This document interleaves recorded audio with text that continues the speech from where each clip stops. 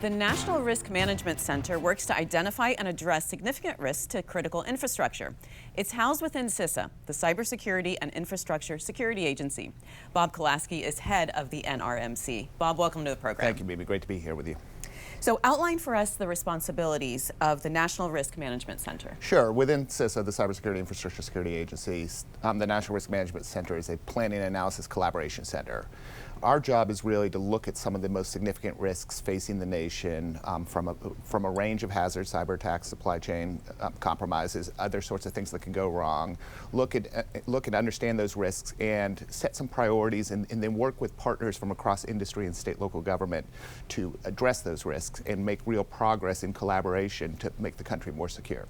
So even though you're part of CISA, you're not just looking at cyber attacks. Sure. CISA, CISA has broad responsibilities across critical infrastructure. We're very active around the pandemic, for example, where the things we were doing within the National Risk Management Center were helping to look at how's the pandemic challenging our infrastructure? How's it challenging our transportation networks, our health systems, other sorts of things, and particularly focus on strengthening the ability of infrastructure services to continue to be delivered through challenges of the pandemic. That's just an example of something we do that's not just cyber specific. Including weather catastrophes, terrorism attacks, all kinds of risks. Yes.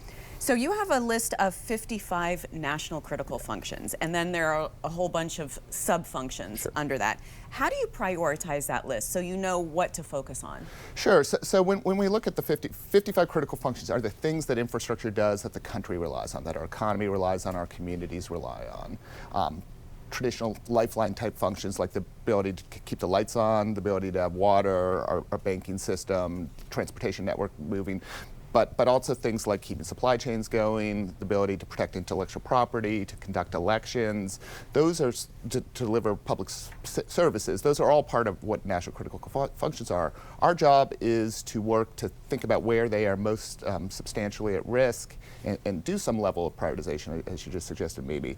So we do use an analytic approach. We work with partners to try to understand where there are potential vulnerabilities and threats to those critical functions, and use that sort of vulnerability threat landscape and sort of an understanding of the dependencies of the functions to set those range of priorities. But it's a highly collaborative process. It brings analysis to bear, to have conversations with industry in other parts of government to help set those priorities. You've said in the past that one vulnerability can lead to cascading effects. Sure. Explain that.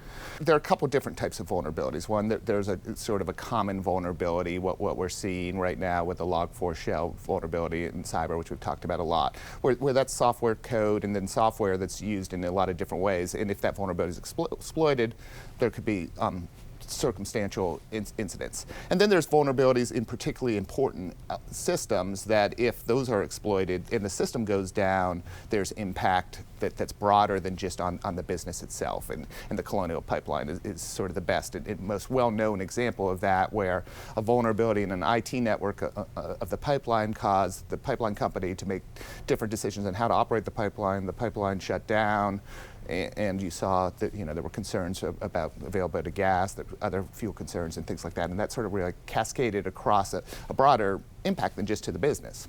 Yeah, I want to ask you about supply chain because we've seen problems with that in the past. How does your office look at risks to the supply chain? Sure. In terms of risks to the supply chain, we start by looking at hardware and software risks, right? And so much of what how our infrastructure is operated is through digital means right now. And that means that we're reliant on hardware, software, industrial control systems, and all those things have supply chains, right? Those are all built in manufacturers and developed upstream, and there's a lot of technology that goes into each of those processes.